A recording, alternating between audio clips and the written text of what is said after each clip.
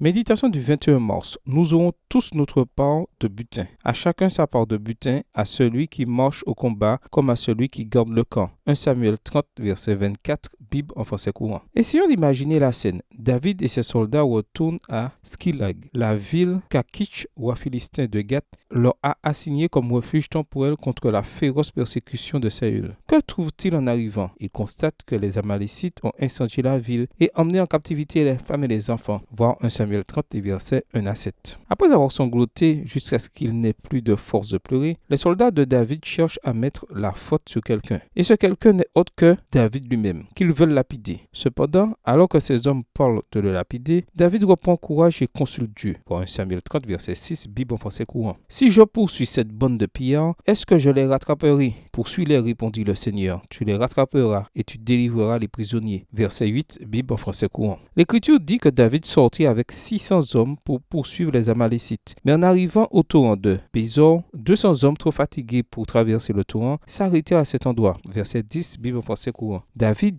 avec les 400 hommes qui avaient encore des forces, réussit à vaincre les Amalécites, libérer les captifs, récupérer tout ce qui avait été volé et de plus s'emparer d'un important butin. Puis se produisit un incident très intéressant. À ce moment-là, un groupe de mauvais sujets et de vauriens parmi les soldats qui avaient accompagné David déclarèrent: puisqu'ils ne sont pas venus avec nous, on ne leur donnera rien du butin récupéré. On rendra seulement à chacun sa femme et ses enfants, qui les emmènent et s'en aillent. Verset 22, Bible en français courant. Remarquons la réponse de David. N'agissez pas ainsi avec ce que le Seigneur nous a donné. À chacun sa part de butin, à celui qui marche au combat comme à celui qui garde le camp. Versets 23 et 24, Bible en français courant. Le Seigneur nous a donné, dit David. Nous devons donc tous partager le butin à part égale. Et maintenant, dites-moi, cela ne ressemble-t-il pas au pur évangile? Que nous prêchions la parole depuis la chair ou que nous participions à un groupe de prière dans les coulisses ou que, comme la pauvre veuve, nous donnions 2 centimes d'offrande, nous partagerons tous la joie du salut à parts égales parce que c'est le Seigneur qui nous donne la victoire. Si les paroles de David nous apprennent quelque chose, c'est bien le fait que nous sommes tous importants au sein du peuple de Dieu. Pasteurs, trésoriers, secrétaires, administrateurs, évangélistes, enseignants, infirmières, médecins, femmes au foyer. Et si ces paroles nous rappellent quelque chose, c'est bien le fait que tous, sur un pied d'égalité, nous recevrons une couronne immortelle. Notre prière. Merci Seigneur parce que tu m'as donné une œuvre à faire dans ta vigne, qu'elle soit petite ou grande, je veux l'accomplir fidèlement pour la gloire de ton nom. Bonne journée à vous et que le Seigneur vous bénisse.